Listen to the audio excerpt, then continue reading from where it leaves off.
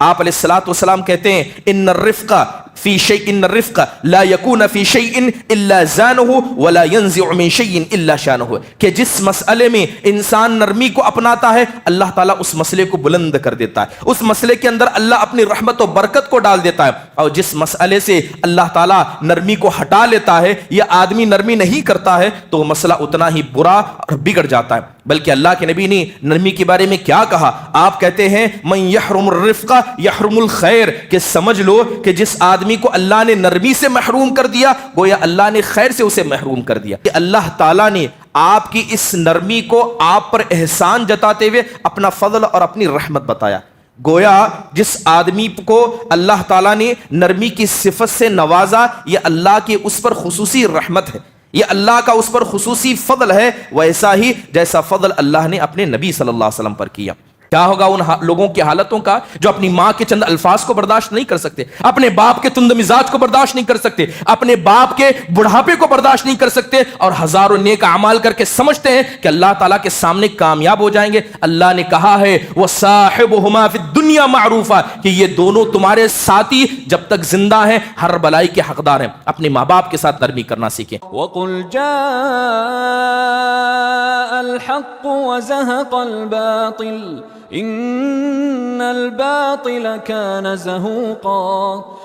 ان الحمد لله نحمده ونستعينه ونستغفره ونؤمن به ونتوكل عليه ونعوذ بالله من شرور انفسنا ومن سيئات اعمالنا، من يهده الله فلا مضل له ومن يضلله فلا هادي له، واشهد ان لا اله الا الله وحده لا شريك له، واشهد ان محمدا عبده ورسوله، اما بعد فان خير الحديث كتاب الله وخير الهدي هدي محمد صلى الله عليه وسلم، وشر الامور محدثاتها وكل محدثة بدعة وكل بدعة ضلالة وكل ضلالة في النار، فاعوذ بالله من الشيطان الرجيم، بسم الله الرحمن الرحيم، يا أيها الناس اتقوا ربكم الذي خلقكم من نفس واحدة وخلق منها زوجها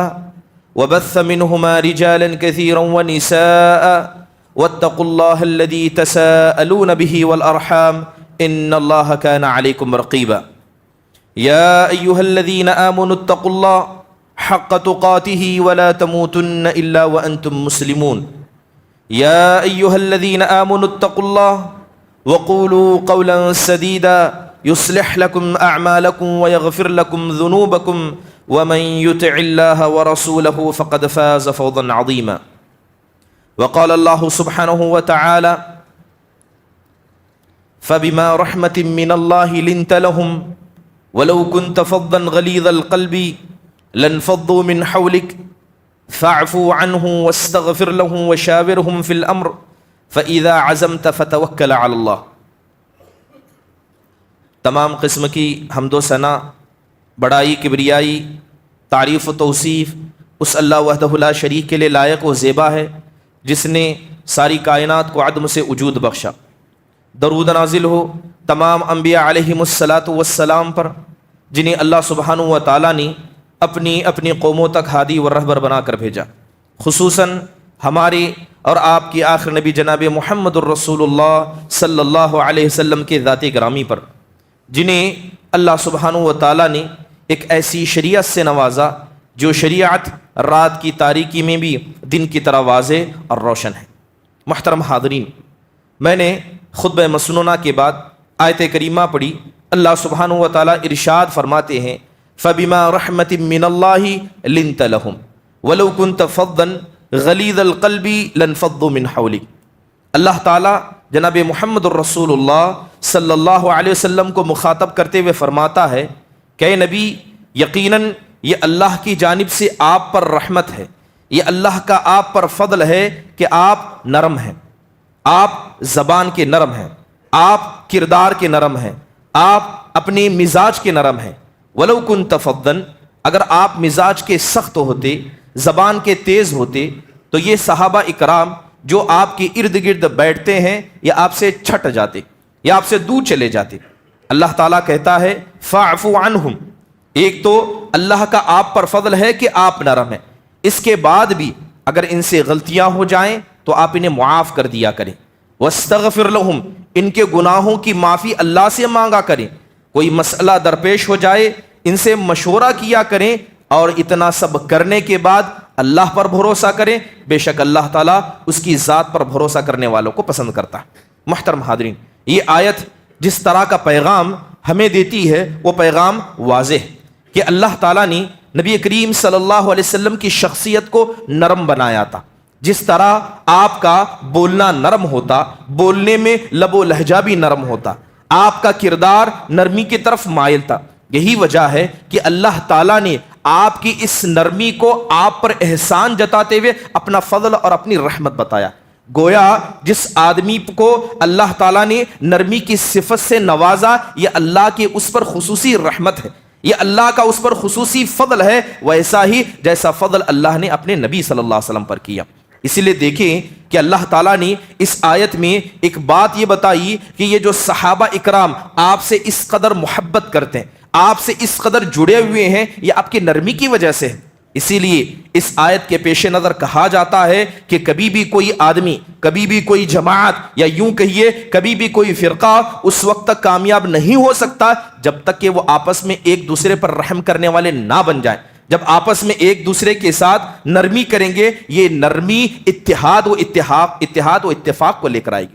دوسری جگہ اللہ تعالیٰ اسی بات کی نصیحت کرتے ہوئے آپ سے کہتا ہے وَخْفِضْ جَنَاحَكَ لِمَنْ تَبِعَكَ مِنَ الْمُؤْمِنِينَ، اے نبی صلی اللہ علیہ وسلم، یہ جو آپ کے ارد گرد اور بازو میں لوگ رہتے ہیں، آپ ان کے تئیں اپنے بازو کو نرم رکھیے، ان کے ساتھ نرمی کا برتاؤ کیجیے۔ نرمی کہتے کسے ہیں؟ امام ابن حجر رحمہ اللہ علیہ اپنی کتاب کے اندر اسلام میں نرمی کس کو کہا جاتا ہے اس کی تعریف کرتے ہوئے کہتے ہیں وَلِينُ الْجَانِبِ بِالْقَوْلِ أَوْ بِالْفِعْلِ، کہ انسان زبان کے طریقے سے یا اپنے کردار کے طریقے سے نرم بن جائے، جو بھی معاملہ اس کے سامنے آئے نرمی کو غالب رہ کر اس معاملے کی ڈیل کرے، یہاں تک کہ اگر کسی کام کو طے بھی کرنا ہے تو نرمی کے پہلو کو غالب رکھے، چاہے وہ مسئلہ دینی ہو یا دنیاوی ہو، ذاتی ہو یا اجتماعی ہو، ہر حال میں جہاں انسان نرمی کو اپناتا ہے اسی کو شریعت اسلامیہ نرمی کہتی ہے۔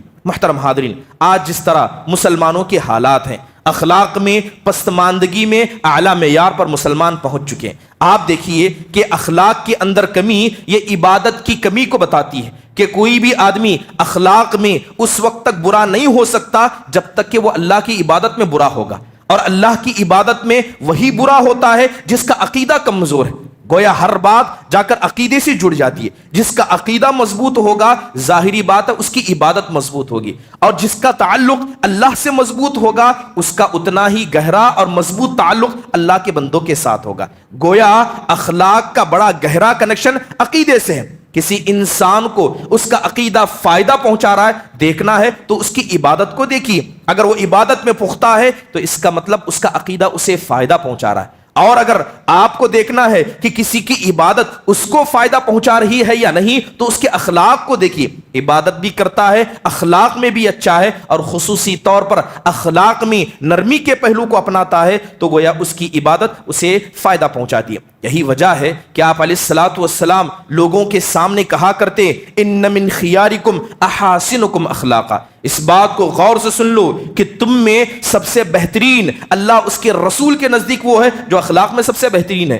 آج مسلمانوں کی حالات یہ ہیں کہ لوگ عقیدے کی کمزوری میں ہیں، عبادت میں تو کوتاہیاں پائی جاتی ہیں جس کا سیدھا اثر ان کے برے اخلاق میں نظر آتا ہے۔ کوئی کسی کو برداشت کرنے کے لیے تعلق تیار نہیں ہے، کوئی کسی کی زبان درازی کو برداشت نہیں کرتا، اگر کوئی منہ ٹیڑھا کر لیتا ہے تو اس کے منہ کو پھیرنے سے پہلے دوسرا انسان اپنے منہ کو پھیر لیتا۔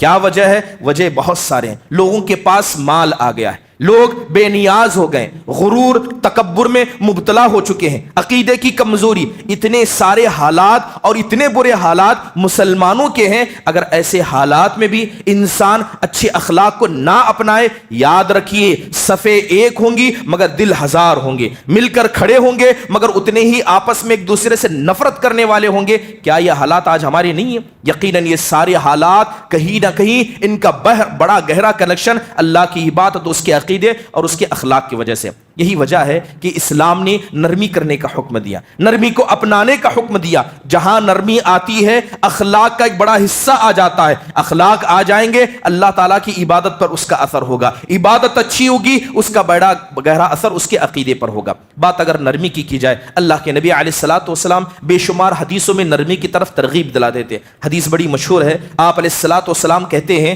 ان اللہ یحب الرفق فی الامر کلی، کہ بے شک انسان کا مسئلہ جیسا بھی ہو، ہر معاملے میں انسان اگر نرمی کو اپناتا ہے تو اللہ اس انسان کو پسند کرتا ہے۔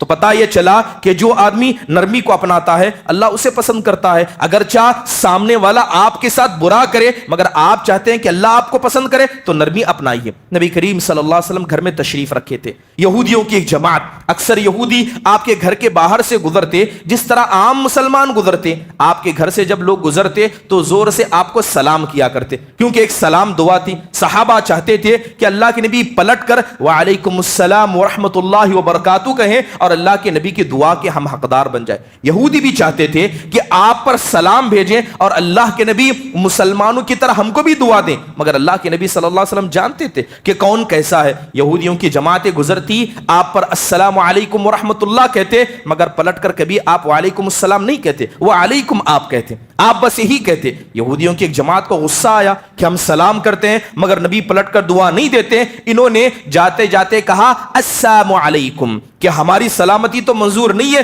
لیجیے اللہ کی طرف سے آپ پر موت ہی آ جائے۔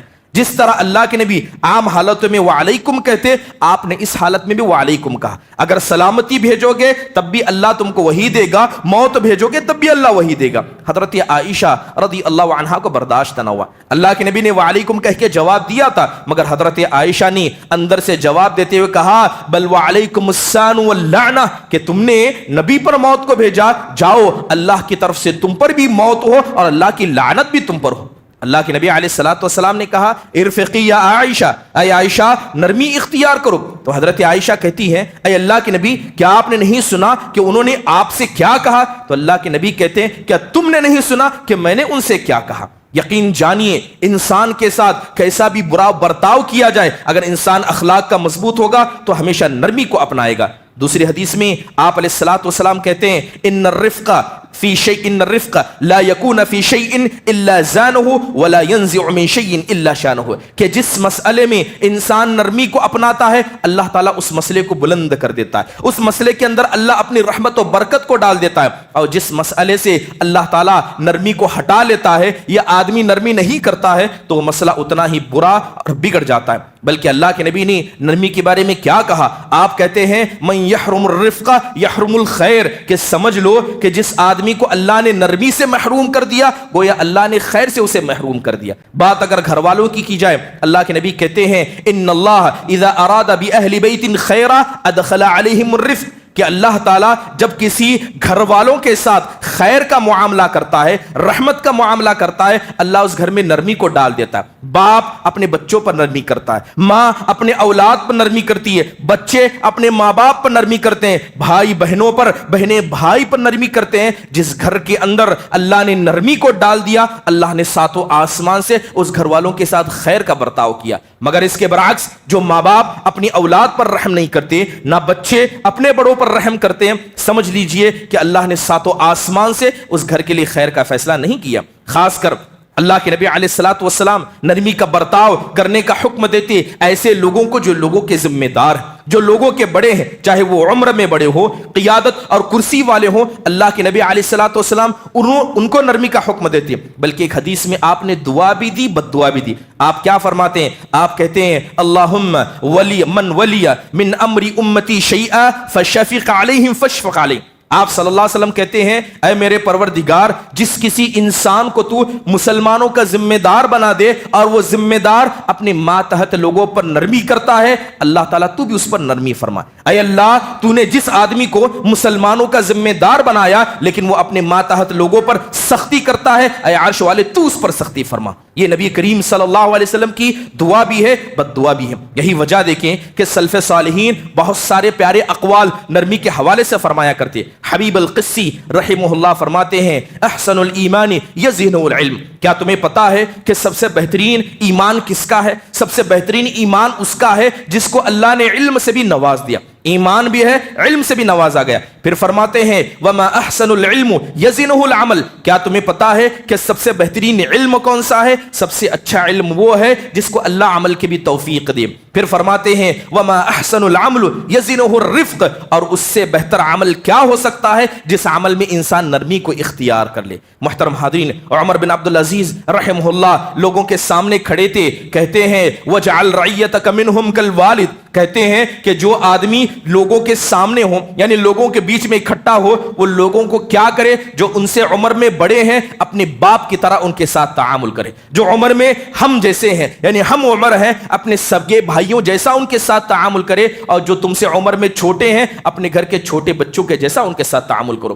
پوچھا گیا کہ اس کا کیا مطلب ہے؟ کہتے ہیں کہ جو آدمی تم سے عمر میں بڑا ہے اپنی والد کے ساتھ جس طرح تم صلہ رحمی کرتے ہو، باپ دے نہ دے، دے یا محروم کرے، ہر حال میں تم صلہ رحمی کرتے ہو، اپنے سے بزرگ آدمی کے ساتھ ایسی صلہ رحمی کیا کرو، ان کی تند مزاج کو برداشت کیا کرو۔ اور اسی طرح جو تمہاری عمر کے ہیں، جو تمہاری ہم پلہ ہیں، ان کے ساتھ اپنے سگے بھائیوں کی طرح کیسا برتاؤ کرنا ہے؟ سگے بھائیوں کی طرح صلہ رحمی کرنا ہے، اور جو چھوٹے تم سے عمر میں ہیں ان کے ساتھ بچوں کی طرح رحمت و شفقت کرنا ہے۔ محترم حاضرین، یہ نرمی اتنی عظیم عبادت ہے، علامہ ابن حجر رحمہ اللہ علیہ اپنی کتاب میں کہتے ہیں کہ کوئی بھی آدمی ایسا دنیا میں نہیں ہے جو کسی عمل کو پختہ کرنا چاہتا ہے، یعنی کسی عمل میں پرفیکٹ ہونا چاہتا ہے مگر اس عمل میں وہ نرمی کو اختیار نہیں کرتا۔ مان لیجئے دعوت اللہ کا کام ایک عمل ہے، اگر کوئی آدمی دعوت اللہ کے کام میں گہرائی تک پہنچنا چاہتا ہے تو کبھی بھی وہ گہرائی تک نہیں پہنچ سکتا جب تک کہ اس میں نرمی نہ اپنائے، اور اگر کوئی آدمی کام کرنے لگ جائے نرمی کو ہٹا دے تو یہ کام اس کے لیے اتنا بھاری ہو جائے گا کہ وقت آنے سے پہلے اس کام کو چھوڑ دے گا۔ آپ نے بہت سارے ایسے لوگوں کو دیکھا ہوگا جن کے جذبات اچھے ہیں، کام کرنے کا ارادہ رکھتے ہیں اور اٹھ کھڑے بھی ہوتے ہیں، مگر وقت آتے آتے کاموں کو چھوڑ دیتے ہیں۔ اللہ تعالیٰ کی جانب سے یہ جو توفیق نہ ملنا ہوتا ہے یہ کہیں نہ کہیں نرمی کو نہ اپنانے کی وجہ سے ہوتا ہے۔ محترم حاضرین، بات اگر نرمی کی جائے، اسلام نے بہت سارے فیلڈ میں، بہت سارے مجالات میں نرمی کرنے کا حکم دیا۔ سب سے پہلے بات اگر عبادت کی کرے، انسان کوئی بھی عبادت کرے، عبادت کے ہر پہلو میں اسلام نے نرمی کو اپنانے کا حکم دیا۔ قرآن میں خود اللہ کہتا ہے یرید اللہ بکم اليسر ولا یرید بکم العسر، کہ اللہ تعالیٰ نے جو تمہیں حکم دیا ہے، جو تمہیں منع کیا ہے، اس کا مقصد ہی اللہ تعالیٰ تم پر نرمی کرنا چاہتا ہے، اللہ تعالیٰ تمہارے ساتھ سختی نہیں کرنا چاہتا۔ اسی لیے دیکھیں کہ اسلام کے جتنے بھی اعمال ہیں کوئی عمل ایسا نہیں ہے جسے انسان کر نہیں سکتا، ایسا نہیں ہے کہ انسان کی طاقت نہیں ہے پھر بھی اللہ نے اسے کرنے کا حکم دیا ہو۔ محترم حاضرین، اللہ کے نبی علیہ الصلوۃ والسلام اپنے گھر کا موازنہ کیا کرتے، لوگوں کو دیکھا کرتے، گھر میں داخل ہوئے آپ نے دیکھا کہ ستون ہے، ستون سے رسیاں باندھی گئی ہیں۔ آپ علیہ الصلوۃ والسلام نے پوچھا کہ یہ رسیاں کس کے لیے ہیں، کیا وجہ ہے؟ تو کہا گیا یہ رسیاں حضرت زینب نے باندھی ہیں، رات بھر کھڑے ہو کر عبادت کرتی ہیں، جب صبح ہو جاتی ہے یا رات کا وقت ہوتا ہے عبادت کر کے تھک جاتی ہیں، کھڑے ہو کر عبادت نہیں کر پاتی ہیں تو اپنے آپ کو ان رسیوں پر لٹکا لیتی ہیں۔ آپ علیہ الصلوۃ والسلام کا چہرہ بگڑا، آپ علیہ الصلوۃ والسلام کہنے لگے مہما علیکم ما تطیقون، آپ نے کہا ان سب چیزوں کو چھوڑ دو، ان رسیوں کو ہٹا دو، خدا کی قسم تم عبادت کر کر کے تھک جاؤ گے مگر اللہ عبادت کو قبول کر کے تھکنے والا نہیں ہے۔ پھر آپ نے کہا اتنی ہی عبادت کرو جتنا کہ تمہارا جسم تمہارا ساتھ دیا کرے۔ یقیناً اسلام نے اسی عبادت میں نرمی کرنے کے بے شمار طریقے ہمارے سامنے بتائے۔ جیسے ہی گرمی کا زمانہ آتا ہے حدیث کے اندر حکم دیا، آپ علیہ الصلوۃ والسلام نے حکم دیا کہ جب گرمی ہو تو ظہر کی نماز کو تاخیر کر کے پڑھو، حالانکہ ہر نماز کو اول وقت میں پڑھا جانا چاہیے، لیکن گرمی کا وقت آنے کے بعد لوگوں کو تکلیف ہوگی، عبادت میں آسانی پیدا کرنے کے لیے انسان نے ظہر میں تاخیر کرنے کا حکم دیا۔ جو آدمی لوگوں کی امامت کرتا ہے، اللہ کے نبی نے اسے حکم دیا کہ جب بھی تم میں کا کوئی آدمی لوگوں کی امامت کرے تو نماز کو ہلکی پڑھائے، نماز لمبی نہ پڑھائے۔ کس لیے؟ اپنے پیچھے والے لوگوں پر رحم کرتے ہوئے۔ ہو سکتا ہے کہ پیچھے کوئی مزدور ہو سکتا ہے پیچھے کوئی کمزور ہو، کوئی کیا ہے بوڑھا ہو یا بچہ ہو یا ایسی کوئی ماں ہو جو اولاد کر لے کر آئی ہو، تو اللہ کے نبی علیہ الصلوۃ والسلام اس مسئلے میں بھی نرمی کرنے کا حکم دیتے۔ صحابہ کرام آتے آ کر کہتے اے اللہ کے نبی سال کے 12 مہینے کے 30 دن ہم روزہ رکھنے کی طاقت رکھتے ہیں۔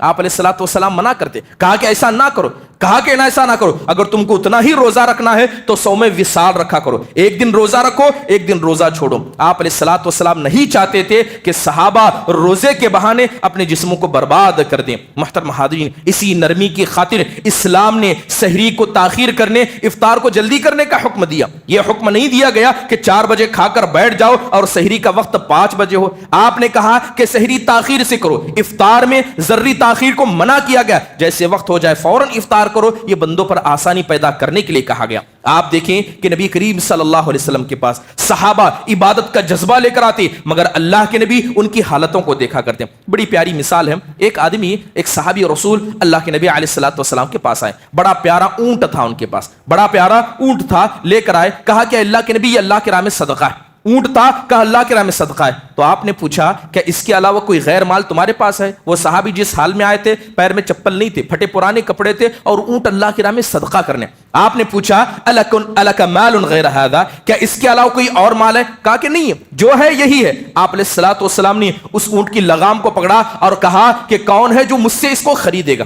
کیا کہتے ہیں کہ کون ہے مجھ سے اس کو خریدے گا؟ تو صحابہ نے بولی لگائی، 800 درہم میں طے ہوا۔ آپ صلی اللہ علیہ وسلم نے 800 درہم لیے اور صحابی کو دیا اور کہا کہ جاؤ، سب سے پہلے اس مال کے ذریعے اپنے نفس پر صدقہ کرو، اس مال کے ذریعے اپنے نفس پر صدقہ کرو۔ اسلام یہ نہیں چاہتا کہ تم سارا مال اللہ کے راہ میں دے دو، پھٹے پرانے اور ننگے بدن گھوما کرو۔ اس صدقے کا حق سب سے پہلا تمہارا جسم رکھتا ہے۔ آپ دیکھیں کہ کیسی عجیب سی نرمی اسلام نے اپنے بندوں کے ساتھ کی ہے۔ آپ جانتے ہیں کہ جو لوگ حج پر جاتے ہیں وہ جانتے ہیں کہ حج کا منظر کیسا ہوتا ہے، وہاں کی بھیڑ، وہاں کی گرمی اور وہاں کی ہیومیڈیٹی کیسی ہوتی ہے۔ ایسے حالت میں عرفہ کا دن آتا ہے، وہ عرفہ کا دن جس دن روزہ رکھنا اگلے اور آنے پچھلے ایک گناہوں کے سال کا کفارہ ہوتا ہے۔ اگر آپ سے پوچھوں کہ اس گناہ کی معافی کا سب سے زیادہ حقدار کون ہے، وہ عرفہ کے میدان والے ہیں جو اللہ کے لیے حج کرنے گئے، لیکن وہاں کی حالتیں دیکھ کر اسلام نے نرمی کرتے ہوئے حاجیوں پر عرفہ کے دن کے روزے کو حرام قرار دیا۔ عام لوگ روزہ رکھیں گے لیکن حاجیوں کو منع کیا گیا،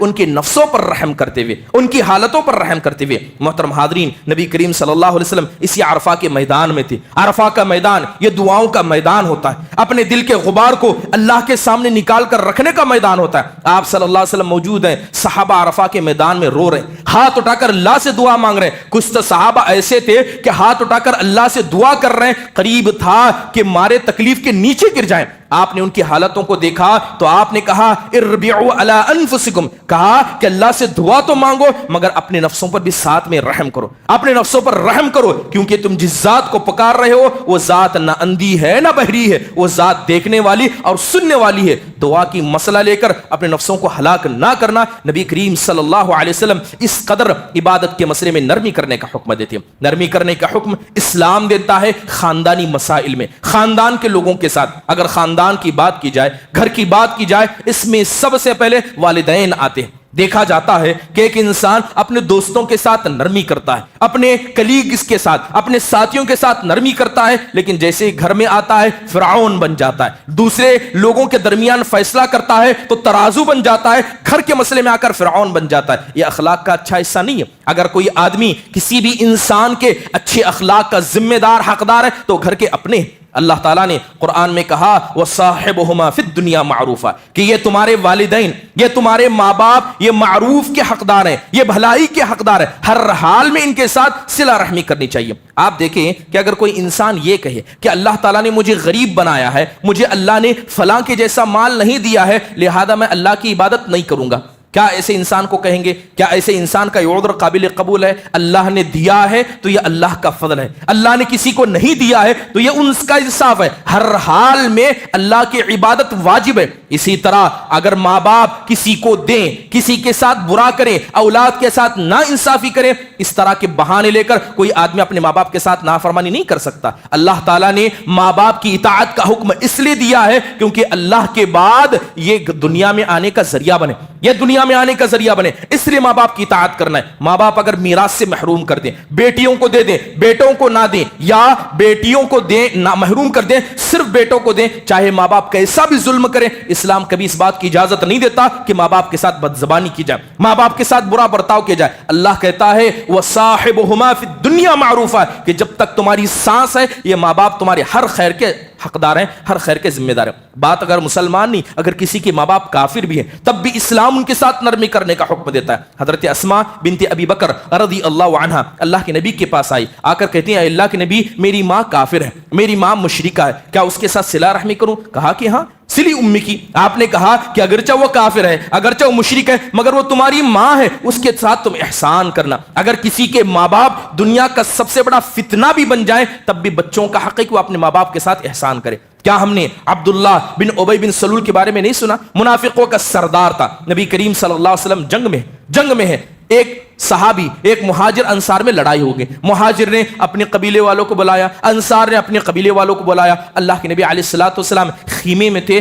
آپ نے یہ بات سنی کہ لوگ اپنی جماعتوں کو بلا رہے ہیں، اپنے لوگوں کو لڑنے کے لیے بلا رہے ہیں۔ آپ نے کہا ما بال دعوی الجاہلیہ، اس جاہلیت کی آواز کیا ہے؟ سب مسلمان ہیں یا کوئی غیر نہیں ہے؟ سب مسلمان ہیں، اپنے اپنے لوگوں کو بلا کر لڑنے کا کیا مطلب؟ یہ جاہلیت کی پکار ہے، اس کو تم چھوڑ دو۔ اللہ کے نبی نے لڑائی کو تھما دیا۔ اب اس کا موقع کسے ملا؟ عبداللہ بن ابی بن سلول کو۔ کہتا ہے کہ یہ دیکھو یہ مہاجر، یہ ننگے بھوکے جب ہمارے پاس آئے تھے، ان کو پہننے کے لیے چپل نہیں تھے، کپڑے نہیں تھے، ہم نے ان کو سہارا دیا، ہم نے ان کو اپنا گھر دیا، اپنی بیویاں دی، اب طاقت پا لیا تو ہم سے لڑنے کے لیے تیار ہو گئے۔ کہنے لگا کہ ہم عزت دار جب مدینہ پہنچیں گے ان ذلیلوں کو مدینہ سے نکال کر رہیں گے۔ اس کی یہ الفاظ اللہ کو اتنے برے لگے کہ قرآن میں اللہ نے اس کے الفاظ کو آیت بنا کر نازل کر دیا، لَنُخْرِجَنَّ الْأَعَزُّ مِنْهَا الْأَذَلَّ، کہ ہم عزت دار جب مدینہ پہنچیں گے تو ان ذلیلوں کو مدینہ سے نکال کر رکھ دیں گے۔ اللہ کے نبی علیہ الصلوۃ والسلام دیکھ رہے ہیں کہ آپ لڑائی کو تھما رہے ہیں، یہ آگ لگا رہا ہے۔ حضرت عمر آگے بڑھے، کہا اللہ کے نبی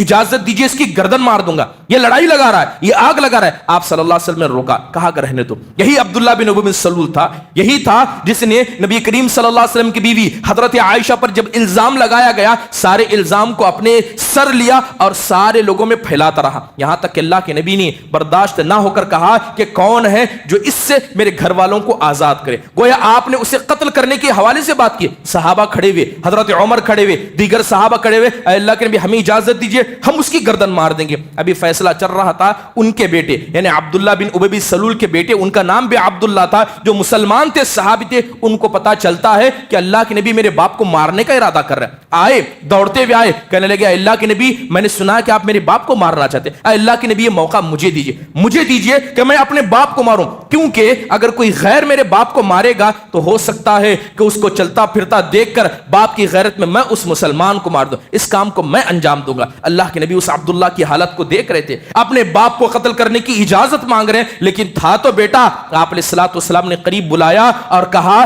کہ جب تک تمہارا باپ زندہ ہے اس کے ساتھ ہم بھی اچھا برتاؤ کریں گے، تم بھی اس کے ساتھ اچھا برتاؤ کرنا۔ وہ کون تھا؟ منافقوں کا سردار تھا، جہنم کا ایندھن بننے والا ہے، لیکن جب کسی کا باپ ہے تو اسلام اسے بھی حکم دیتا ہے کہ جاؤ اپنے ماں باپ کے ساتھ احسان کرو۔ کیا ہوگا ان لوگوں کی حالتوں کا جو اپنی ماں کے چند الفاظ کو برداشت نہیں کر سکتے، اپنے باپ کے تند مزاج کو برداشت نہیں کر سکتے، اپنے باپ کے بڑھاپے کو برداشت نہیں کر سکتے، اور ہزاروں نیک اعمال کر کے سمجھتے ہیں کہ اللہ تعالیٰ کے سامنے کامیاب ہو جائیں گے۔ اللہ نے کہا ہے وَصَاحِبُهُمَا فِي الدُّنْيَا مَعْرُوفًا، کہ یہ دونوں تمہارے ساتھی جب تک زندہ ہیں ہر بلائی کے حقدار ہیں۔ اپنے ماں باپ کے ساتھ نرمی کرنا سیکھیں۔ محترم حاضرین، اسی طرح اسلام حکم دیتا ہے کہ بچوں کے ساتھ نرمی کی جائے۔ بچوں کے ساتھ نرمی شروع ہوتی ہے ان کی پیدائش سے، انہیں دودھ پلانے سے، انہیں گود میں لینے سے، انہیں محبت جتانے سے۔ اللہ کے نبی علیہ الصلوۃ والسلام اپنے بچوں پر اتنی رحمت کرتے تھے، آپ کے بچے ہیں، آپ کے نواسے ہوں، آپ صلی اللہ علیہ وسلم پیار بھرے الفاظ سے نوازتے تھے۔ حضرت اسامہ آتے، حضرت حسن آتے، حسین آتے، اللہ کے نبی علیہ الصلوۃ والسلام انہیں گود میں لیا کرتے، چوما کرتے۔ ایک صحابی حضرت اقرا بن حابس نے دیکھا کہ اللہ کے نبی صلی اللہ علیہ وسلم بچوں کو لاڈ کر رہے ہیں، آپ انہیں سونگ رہے ہیں، آپ انہیں پیار کر رہے ہیں۔ حضرت اقرا بن حابس نے تعجب کرتے ہوئے کہا اے اللہ کے نبی ہمارے یہاں بڑے بچوں کو اس طرح لاڈ نہیں کرتے، میری 10 اولاد ہیں، آج تک کسی ایک اولاد کو میں نے بوسہ تک نہیں دیا۔ تو اللہ کے نبی کہتے ہیں اگر اللہ نے تمہارے دل سے رحمت کو چھین لیا تو میں کیا کر سکتا ہوں؟ اللہ کے نبی نے کہا کہ من لم يرحم کبیرنا ولم یؤقر کبیرنا ولم يرحم صغیرنا فلیس منا، جو ہم میں بڑوں کی عزت نہ کرے، چھوٹوں پر رحم و شفقت نہ کرے، ہم مسلمانوں میں سے نہیں ہیں۔ اللہ کے نبی علیہ الصلوۃ والسلام اس قدر بچوں پر رحمت کرتے۔ جمعہ کا دن تھا، آپ علیہ الصلوۃ والسلام جمعہ میں ممبر پر کھڑے، حضرت حسن حسین مسجد میں آئے، لا لال لباس پہنا تھا. آپ اپنے نواسوں سے اس قدر محبت کرتے, آپ کو برداشت نہ ہوا, ممبر سے نیچے اتر گئے, حضرت حسن حسین کو اٹھایا, انہیں چوما, پھر واپس چھوڑ کر ممبر پر چڑھ گئے. پھر آپ کہتے ہیں بے شک اللہ صحیح کہتا ہے کہ بے شک یہ تمہاری اولاد, یہ تمہاری بیویاں تمہارے لیے فتنہ. حضرت حسن حسین کو لال لباس میں دیکھا, مجھے برداشت نہ ہوا, لہذا میں نیچے اتر ان کر بوسہ دینے لگ گیا. ایک مرتبہ آپ علیہ الصلوۃ والسلام نماز پڑھا رہے تھے.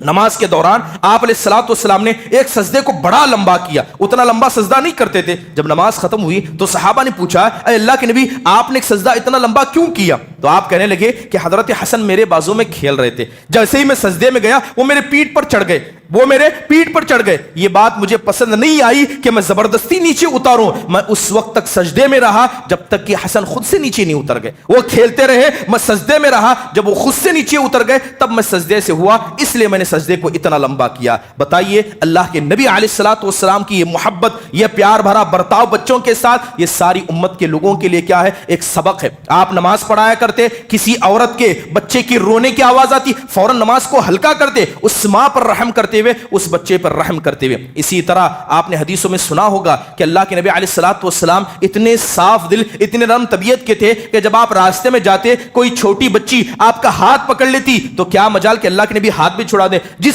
طرف وہ بچی لے جاتی اللہ کے نبی اس کے پیچھے پیچھے جایا کرتے. یہ بچوں کے ساتھ رحمت اور شفقت کا عظیم نمونہ ہے. رحمت کرنا ہے, نرمی کرنا ہے, اپنی گھر کی عورتوں کے ساتھ نرمی کرے. گھر کی عورتوں کے ساتھ نرمی کرنا, پیار بھرا برتاؤ کرنا, ان کی خدمت کرنا یقیناً ایک عظیم عمل ہے, ایک عظیم عمل ہے. نبی کریم صلی اللہ علیہ وسلم سے کے بارے میں حضرت عائشہ سے پوچھا گیا کہ بتائیے خالی وقت میں اللہ کے نبی گھر میں کیا کرتے ہیں؟ تو کہتے ہیں کان فی محنت اہلہ, کہ اللہ کے نبی اپنے گھر کی عورتوں کی خدمت کیا کرتے, اپنے کپڑے خود سے سیا کرتے, گھر میں کوئی کام ہوتا اللہ کے نبی علیہ الصلوۃ والسلام کیا کرتے. آپ دیکھیں کہ اللہ کے نبی کہاں کے رہنے والے تھے مکہ کے, اور آپ گئے کہاں تھے؟ مدینہ گئے تھے. آپ دیکھیں کہ مکہ کا مزاج سختی کا ہے, مکہ والے سخت مزاج تھے, لیکن جب آپ مدینہ گئے تو آپ نے اپنی عورتوں کے ساتھ تعامل میں مدینہ والوں کے اخلاق کو اپنایا, اپنی قوم کے اخلاق کو نہیں اپنایا, کیونکہ مکہ والے اپنی عورتوں کے ساتھ سختی کرتے. اللہ کے نبی مدینہ گئے, مدینہ میں دیکھا کہ اہل مدینہ اپنی عورتوں کے ساتھ کیسا پیار بھرا تعامل کرتے ہیں, تو آپ نے اپنی قوم کے اخلاق کو چھوڑ کر مکہ مدینہ والوں کے اخلاق کو اپنایا. یقیناً عورتوں کے ساتھ یہ اچھا برتاؤ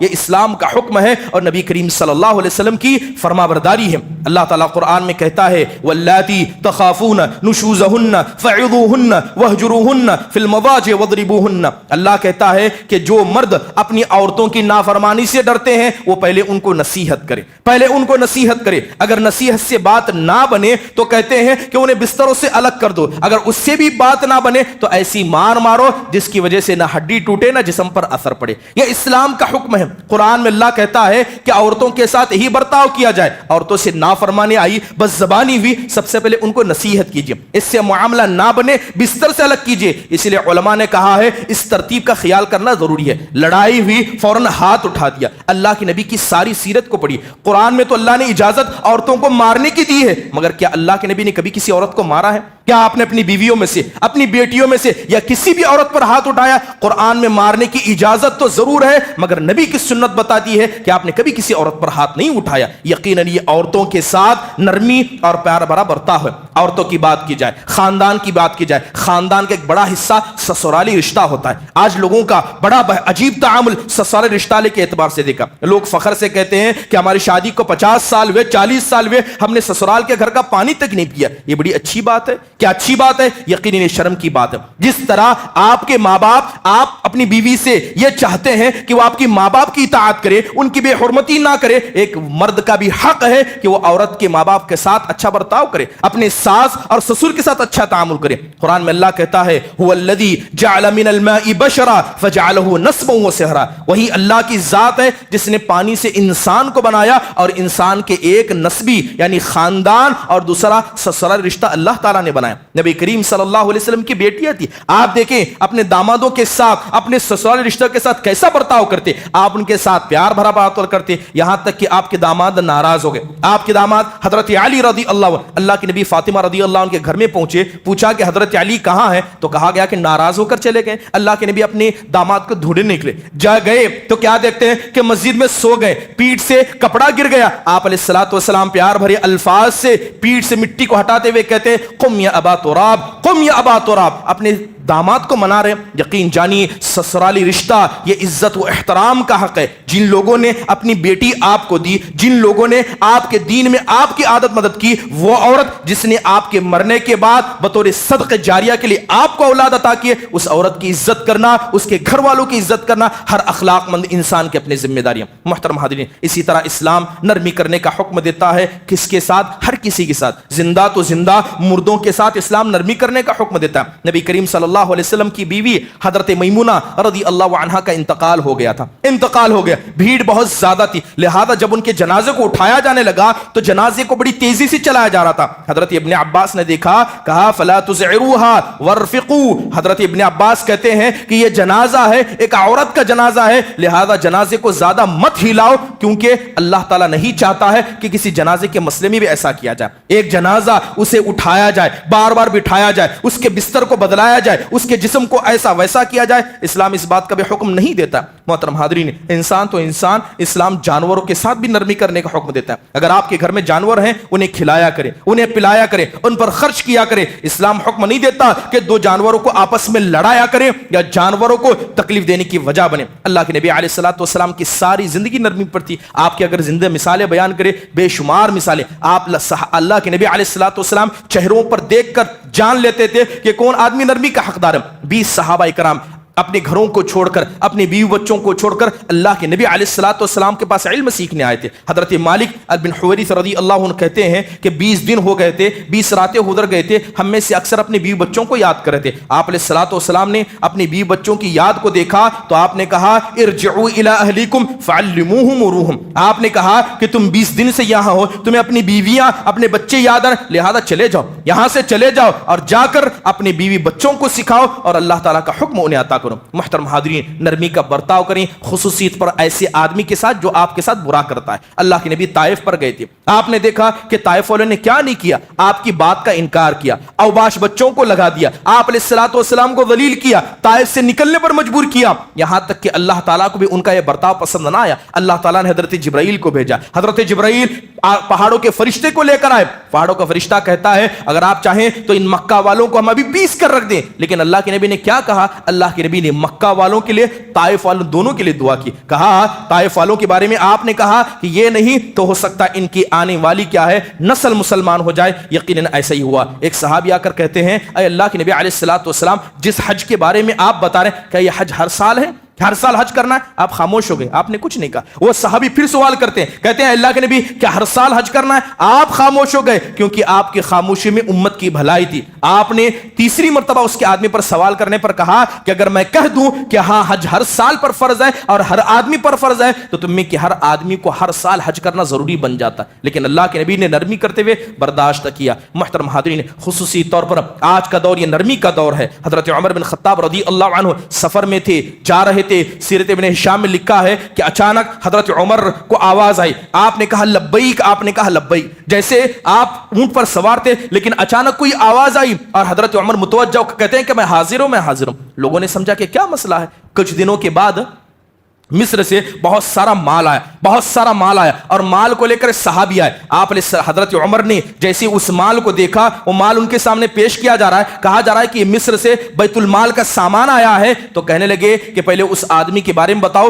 جس کو تم لوگوں نے مار ڈالا، جس کو تم لوگوں نے مار ڈالا۔ کہا کہ ہم نے کیا کیا؟ کہا کیا میں نے اس آدمی کو نہیں دیکھا کہ سمندر کا پانی تھا، سمندر تم کو پار کرنا تھا، اب تم چاہتے تھے کہ کوئی آدمی سمندر کی گہرائی ناپے، ایک بزرگ آدمی جو تیرنا جانتا تھا تم نے اسے پانی پر اتارا، وہ کہہ رہا تھا کہ پانی ٹھنڈا ہے، میں طاقت نہیں رکھتا، لیکن پھر بھی تم نے زبردستی اسے پانی میں اتارا تاکہ پانی کی گہرائی کو ناپ دے، یہاں تک کہ تم لوگوں نے اسے مار ڈالا۔ کہتے خدا کی قسم اگر کسی مسلمان کو غلطی سے مارنے پر قتل کرنا اگر اس سنت نہ بن جاتی ابھی میں تم سب کو قتل کر دیتا۔ کہنے لگے کہ خدا کی قسم ایک مسلمان کی جان اللہ کے نزدیک اس مال سے زیادہ پیاری ہے جو تم میرے پاس لے کر آئے۔ یقیناً نرمی کا برتاؤ کرنا یہ صحابہ کے پاس موجود تھا، بلکہ حضرت ابن عمر رضی اللہ عنہ کے بارے میں آتا ہے مکہ سے وہ نکل جاتے، مدینہ پہنچ جاتے، کبھی اپنے جانور کو زور سے مارتے تک نہیں تھے، اتنا نرمی اور رحمت کا برتاؤ جانوروں کے ساتھ کیا کرتے۔ محترم حاضرین، نرمی کرنا یہ اخلاق کا ایک عظیم حصہ ہے۔ نرمی کا مطلب یہ نہیں ہے کہ آپ سامنے والے کی ہر بات کو مان لیں۔ لوگ سمجھتے ہیں نرمی یہ ہے کہ کوئی آدمی مالدار ہے، کوئی عہدے والا ہے تو اس کی ہر بات کو مانی جائے، چاہے اچھی ہو یا بری۔ نہیں، نرمی کا بھی ایک اسلام نے ضابطہ رکھا ہے۔ نرمی وہیں اپنائی جائے گی جہاں اسلام نرمی کرنے کا حکم دیتا ہے۔ حق کو نیچے گرا کے، غلط بات کو برداشت کر کے نرمی یہاں اپنائی نہیں جاتی ہے۔ اس کے علاوہ نرمی کے حوالے سے بعض لوگ یہ تصور رکھتے ہیں کہ نرمی کرنا یہ کمزوری کی علامت ہے۔ آج لوگوں نے لوگوں کے سامنے باور کرا کے رکھا ہے کہ آپ مضبوط رہیں گے، طاقتور رہیں گے، تبھی لوگ آپ کی عزت کریں گے، جبکہ اسلام اس بات کو نہیں مانتا۔ اصل عزت اللہ اس کے رسول کے لیے اور اللہ کے فرامین ماننے والوں کے لیے۔ لوگوں کی کوئی حیثیت اللہ کے سامنے نہیں ہے کہ انسان کیا ہے، انسان اسے عزت مانگے۔ بہرحال اللہ تبارک و تعالیٰ نے، اس کے رسول نے نرمی کرنے کا حکم دیا ہے۔ نرمی اخلاق کا ایک عظیم حصہ ہے۔ اللہ سے دعا ہے کہ اللہ تبارک و تعالیٰ ہم میں سے ہر انسان کو زندگی کے ہر معاملے میں نرمی کرنے والا بنائے۔ اللہ کے مسئلے میں، اس کے رسول کے مسئلے میں، اپنے گھر والوں کے مسئلے میں، عامت الناس کے مسئلے میں اللہ تعالیٰ نرمی کو اپنانے والا اور اسے زندگی میں نافذ کرنے والا بنائے۔ آمین۔ اقول قولی هذا واستغفر الله لي ولكم ولسائر المسلمين من كل ذنب فاستغفروه انه هو الغفور الرحيم۔